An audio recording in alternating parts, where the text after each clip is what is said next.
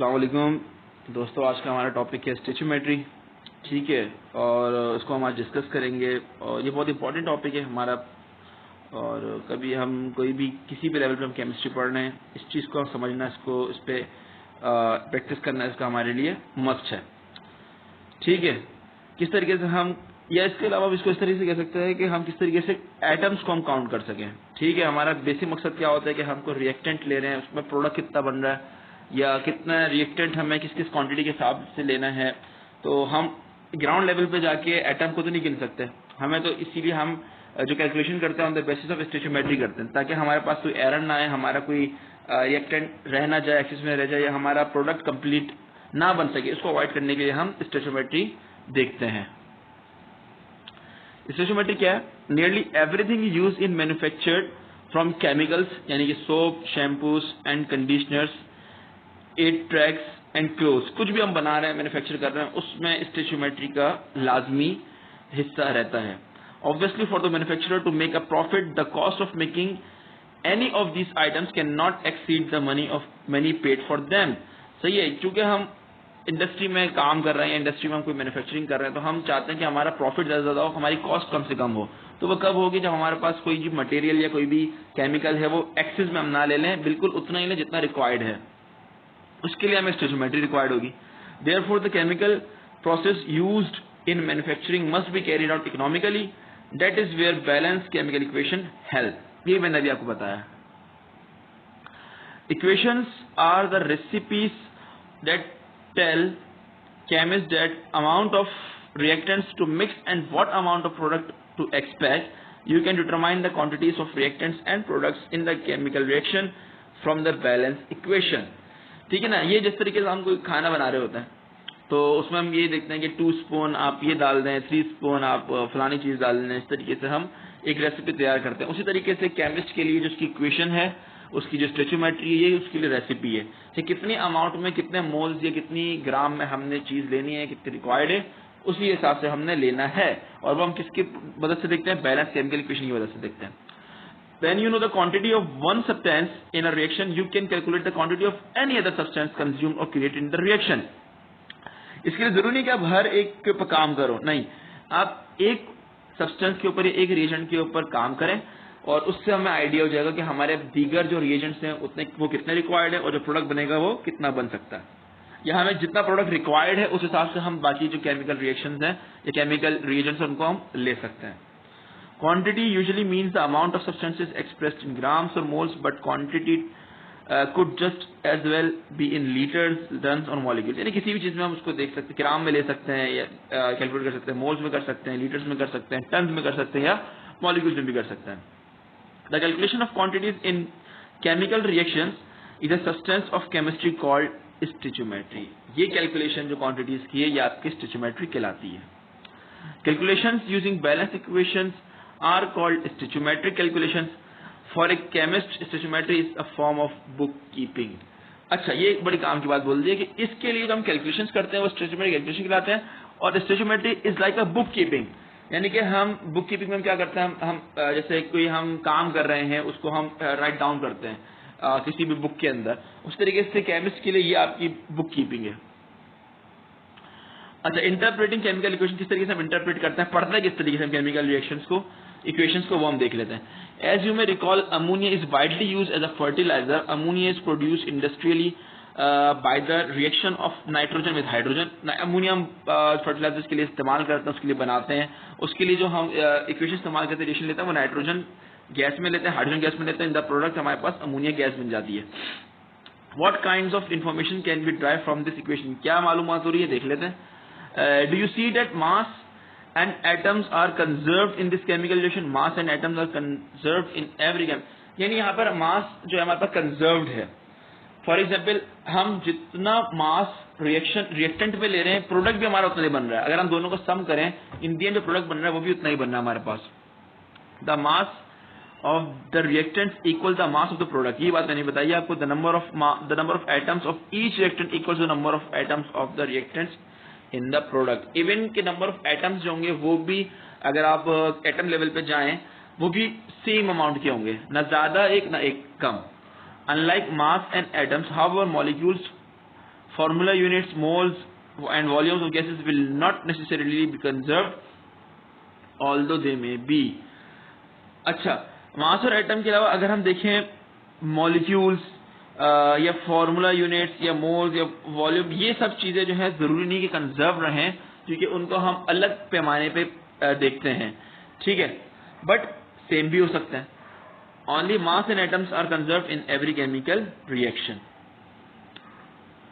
अच्छा, interpreting chemical, ये हम इंटरप्रेट कर लेते हैं, सही है ना. हम यही वो लेते हैं फॉर्मूला. इसमें 3 मोल्स ऑफ हाइड्रोजन है, 1 मोल ऑफ नाइट्रोजन है, जो कंबाइन होकर 2 मोल्स ऑफ अमोनिया बना रहे हैं. अब इसको हम पढ़ते कैसे हैं, या इसको हम क्या यूज कैसे कर सकते हैं इन स्टोइचियोमेट्री, वो हम देखते हैं. पहला तरीका या सबसे मेन तरीका मोल कैलकुलेशन ही है, ठीक है ना. इसमें हमारे पास क्या होता है कि the most important interpretation of this equation is that 1 mole of nitrogen reacts with 3 moles of hydrogen to form 2 moles of ammonia. यही मैंने आपको केमिकल इक्वेशन देख के बताया था. With this interpretation you can relate moles of reactants of mole of product. अच्छा, इस जो हमारे पास इक्वेशन आ चुकी है बैलेंस, इसकी मदद से हम इंटरप्रेट कर सकते हैं कि हम अगर रिएक्टेंट के इतने मॉलिक्यूल लेते हैं या किसी एक रिएक्टेंट में इतना मॉलिक्यूल लेते हैं, तो by using this chemical equation हमारे पास जो प्रोडक्ट बनेगा वो कितना बनेगा. The coefficients from the balance equation are used to write conservation factors called mole ratio. ये बैलेंस इक्वेशन मोल रेशियो लिखने में मदद देती है. मोल रेशियो में ये बताता है कि अगर हम लेट सपोज 3:1 का रेशियो है, तो अगर हम कोई चीज 3 रेशियो वाली ले रहे हैं, तो उसका जो थर्ड हिस्सा है वो हमारा प्रोडक्ट में बनेगा, फॉर एग्जाम्पल. और अगर 1:3 का रेशियो, लेट सपोज अगर हम 1 मोल ले रहे हैं सब्सटेंस का, तो इन दी एंड प्रोडक्ट हमारा 3 मोल्स बनेगा, यानी 3 टाइम्स ज्यादा बनेगा, ठीक है. The mole ratio are used to calculate the number of moles of product from the given number of moles of the reactant, or to calculate the number of moles of the reactant from given number of moles of the product. Any vice versa हो सकता है. Product अगर हमें दिया हुआ है तो reactant को बता सकते हैं, रिएक्टेंट अगर हमें दिया हुआ है तो हम प्रोडक्ट के मोल्स कैलकुलेट कर सकते हैं. इवन के हम अगर एक रिएक्टेंट ले रहे हैं तो दूसरा रिएक्टेंट कितना लेना है जो उसके साथ रिएक्ट करेगा, वो भी हम इससे निकाल सकते हैं. 3 of the mole ratio of this equation are, ये हमारे पास मोल रेशियो है, यानी कि 1:3 का मोल रेशियो है नाइट्रोजन हाइड्रोजन का, 2:1 का रेशियो हमारे पास अमोनिया और नाइट्रोजन का, एंड 3:2 का मोल रेशियो हमारे पास हाइड्रोजन एंड अमोनिया का. ये रेशियो हम इस्तेमाल कर सकते हैं फॉर आवर कैलकुलेशंस, ठीक है. In this mole ratio below W is the unknown quantity. ये हमारे पास कोई भी अननोन क्वांटिटी हो सकती है जो गिवन होगी, ठीक है ना. The value of A and B are the coefficient from the balance equation. ये हमारा बैलेंस इक्वेशन से हम कोफिशिएंट निकाल सकते हैं. Thus a general solution for the mole problem is given by, ये हमारे पास हमने मोल रेशियो लगा दिया 3:1 का या 1:2 का. फॉर एग्जाम्पल हमारे पास B into A है, W मोल G. W वो है हमारे पास जो हमें रिक्वायर्ड होगा, G का वो है जो हमारे पास गिवन होगा, वो X मोल्स हो सकते हैं, ठीक है. G हमने नीचे रखा, B वाला जो हमें रिक्वायर्ड था वो हमने ऊपर रखा. हमारे पास एक फॉर्मूला बन गया, इसके तहत हम अपना मोल कैलकुलेट कर सकते हैं जो भी हमारे पास W का होगा, by using the mole ratio between W and G. हम अब एक्चुअल अपनी कहानी देख लेते हैं. हम एक्चुअल में क्या है. फॉर एग्जाम्पल वही वाली हम इक्वेशन लेते हैं. अब सवाल ये होता है कि how many moles of ammonia are produce when 0.60 moles of the nitrogen reacts with the hydrogen. अब अगेन हमें किसका अमोनिया का रिक्वायर्ड है, वो हमारे पास W हो गया, और नाइट्रोजन का हमारे पास गिवन हो हमारे पास G हो गया. तो हम वही फॉर्मूला में पुट कर देते हैं. हमारे पास आ गया 0.60 मोल्स ऑफ नाइट्रोजन. अब 2 ऊपर आ गया क्योंकि W वाला ऊपर था, तो 2:1 का रेशियो था हमारे पास अमोनिया और नाइट्रोजन का, तो 2/1 हो गया है, ठीक है. सिंपली हम 0.60 को मल्टीप्लाई कर देंगे 2 से, जो भी हमारे पास आंसर आएगा वो हमारा अमोनिया के नंबर ऑफ मोल्स होंगे, जो कि 1.2 मोल्स ऑफ अमोनिया है. अब अमोनिया का हमारे पास नंबर ऑफ मोल्स आ गए मोल रेशियो के हिसाब से. अब हम इसको चाहें तो DM³ यानी लीटर में भी या वॉल्यूम में भी कन्वर्ट कर सकते हैं by multiplying it with 22.4 decimetre cube, ठीक है, जो हमारे पास स्टैंडर्ड है कि 1 मोल इज इक्वल टू 22.4 होता है. तो अगर 1.2 है तो मल्टीप्लाई 1.2 कर दें आप उसको. सही है, इस तरीके से हमारे पास DM³ में हमारे पास अमोनिया आ गया. अगर हमें ग्राम में लेट सपोज रिक्वायर्ड होगा तो हम क्या करेंगे, इस मोल को मल्टीप्लाई कर देंगे अमोनिया के मोलिकुलर वेट से, जो उसका मोलिकुलर वेट कितना है 17, नाइट्रोजन का 14, 3 हाइड्रोजन का, तो हमारे पास सम अप करके हमारे पास 17 हो जाता है. तो इस तरीके से हम अमोनिया का अगेन मास भी निकाल सकते हैं, इसका वॉल्यूम भी निकाल सकते हैं. अच्छा, इसके अलावा और क्या क्या स्टोइचियोमेट्रिक कैलकुलेशन होता है हमारे पास. as you already know, a balance equation indicates the relative number of moles or reactant and product, ठीक है ना, ये बात हम पहले पढ़ चुके हैं। From this foundation stoichiometric calculation can be expanded to include any units of the measurement that is related to the mole. अब मैंने अभी थोड़ी देर पहले बताया था कि हम मोल्स तक तो पहुंच गए, अब हम मोल से मास में भी जा सकते हैं, मोल से हम वॉल्यूम में भी जा सकते हैं। मास में जाना तो बहुत आसान है, simply multiplying by molecular weight. Volume में किस तरीके से जा सकते हैं उसको हम डिटेल में यहाँ पढ़ लेते हैं। अच्छा, the given quantity can be express in number of representative particles, unit masses और वॉल्यूम ऑफ द गैसेस, किसी में भी हम निकाल सकते हैं मजीद। अच्छा, पार्टिकल्स में निकालना तो क्या करेंगे, this mole will be multiply by Avogadro number which is 6.02 x to the power 23, ठीक है। The following equation summarise this step for the typical instrument. ये हमारे पास आ सकता है कि गिवन क्वांटिटी हमारे पास G है, W हमारे पास 120 जो हम पहले भी हम देख चुके हैं, ठीक है। स्टेशनरी डायग्राम क्या हो सकते हैं हमारे पास, मोल्स से हम पार्टिकल में भी जा सकते हैं, या फॉर एग्जांपल हमारे पास पार्टिकल में दिया हुआ है उससे हम मोल में जाएंगे, मोल से अगेन मोल में जाएंगे, उस मोल से हम पार्टिकल मास या लीटर में हम जा सकते हैं। यानी मिसाल के तौर पे हमारे पास कोई भी गिवन चीज लिक्विड में दी, ठीक है, यानी लीटर में दी, सही है, डेसीमीटर क्यूब में दी, तो हम सबसे पहले हमारा काम क्या होगा, उसको मोल में कन्वर्ट करेंगे। मोल में जब हम आ गए हैं नॉन सब्सटेंस के, जो हमारा नॉन रिएक्टेंट था, वहां से हम अगेन प्रोडक्ट का मोल निकालेंगे by using the mole ratios. अब हम प्रोडक्ट के मोल में आ चुके हैं जो हमारा वांटेड था। अब जिस चीज में हमें आंसर चाहिए, फॉर एग्जाम्पल मास में चाहिए, तो हम वहां से मास में कन्वर्जन करेंगे by multiplying the molecular weight. अगर हम पार्टिकल में चाहिए लेट सपोज, तो हम एवोगाड्रो नंबर से मल्टीप्लाई कर देंगे, और अगर हमें लीटर में चाहिए तो हम मल्टीप्लाई बाय 22.4 डेसीमीटर क्यूब से कर देंगे, तो हमारे पास रिक्वायर्ड आंसर आ जाएगा। तो हमारे पास जी कन्वर्जन हमें आने चाहिए कि हम किस तरीके से पार्टिकल से मोल्स में जा सकते हैं, मास से मोल्स में जा सकते हैं, लीटर से मोल्स में जा सकते हैं। मोल से पार्टिकल में जाना तो मैंने बता दिया, पार्टिकल मास या लीटर में। अब पार्टिकल मास या लीटर में से मोल में कैसे आते हैं, वहां हमने मल्टीप्लाई किया था, यहाँ हम डिवाइड करेंगे। फॉर एग्जाम्पल हमारे पास पार्टिकल्स में दिए हुई कोई चीज क्वांटिटी, उसको हम डिवाइड कर देंगे एवोगाड्रो नंबर से, तो हम मोल्स में आ जाएंगे। मास अगर को हमें दिया हुआ तो हम मॉलिक्यूलर वेट से डिवाइड कर देंगे तो हम मोल्स में आ जाएंगे।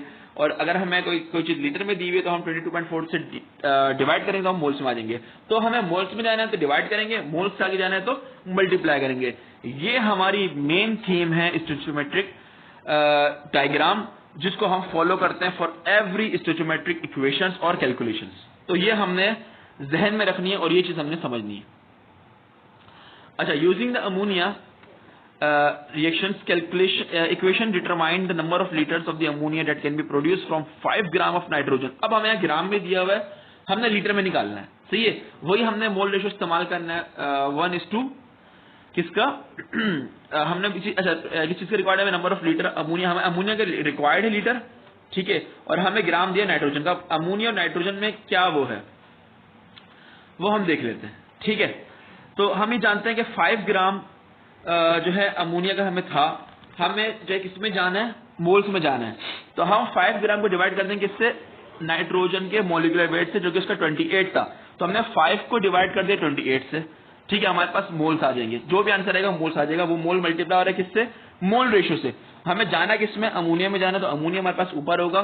किसमें से जाना है, नाइट्रोजन से, नाइट्रोजन हमारे पास नीचे होगा। तो रेशियो आ गया हमारे पास 2:1 का। अब हमने मोल रेशियो भी क्रॉस कर लिया।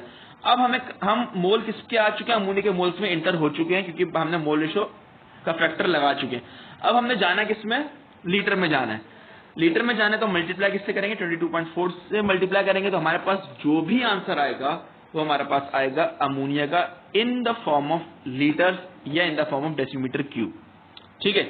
ये हमारे पास थीम थी जो हमने पीछे जो डायग्राम पढ़ी उससे हमने हासिल करी है, ठीक है।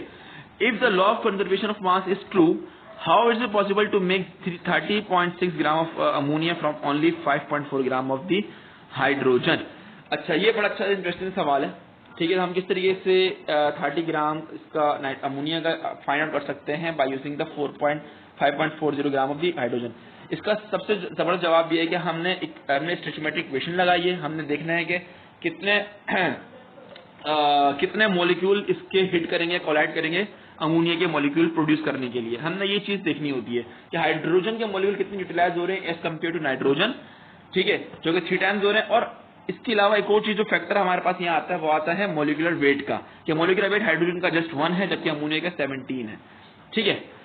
तो इसका हम अच्छा ये आगे पढ़ भी लेते हैं इसका कि looking back at the equilibrium equation of the reaction, you will see that hydrogen is not only the reactant, see ना अकेला नहीं है ये, another reactant nitrogen is also involved. और एक और चीज यहाँ पे हमें रेशियो भी देखना है, 3:1 का है, तो 3 times हाइड्रोजन ज्यादा कंज्यूम होगा कंपेयर टू नाइट्रोजन. अच्छा, if you were to calculate the number of grams of the nitrogen needed to produce 30.6 gram of the ammonia and then compare the total mass of the reactant and the product, you would have the answer to this question. हमने सिर्फ hydrogen का ही नहीं देखना, हमने जो है ammonia का भी देखना है. तो अमोनिया का जो है जितना भी रिमेनिंग है, अगर हम 30.6 से माइनस करते हैं 5.40 ग्राम से हाइड्रोजन के, तो हमारे पास जो भी आंसर आएगा वो हमारे पास लाजमी नाइट्रोजन का गैस होगी, या नाइट्रोजन का जो ग्राम होगा. ठीक है, तो ये हमारे पास स्टोइचियोमेट्रिक की हवाले से कैलकुलेशन, स्टोइचियोमेट्रिक के हवाले से कॉन्सेप्ट. ठीक है, इसको हम आज यहीं रखते हैं, और हम आपके पास कोई सवाल होता है आप मुझसे पूछ सकते हैं. Thank you.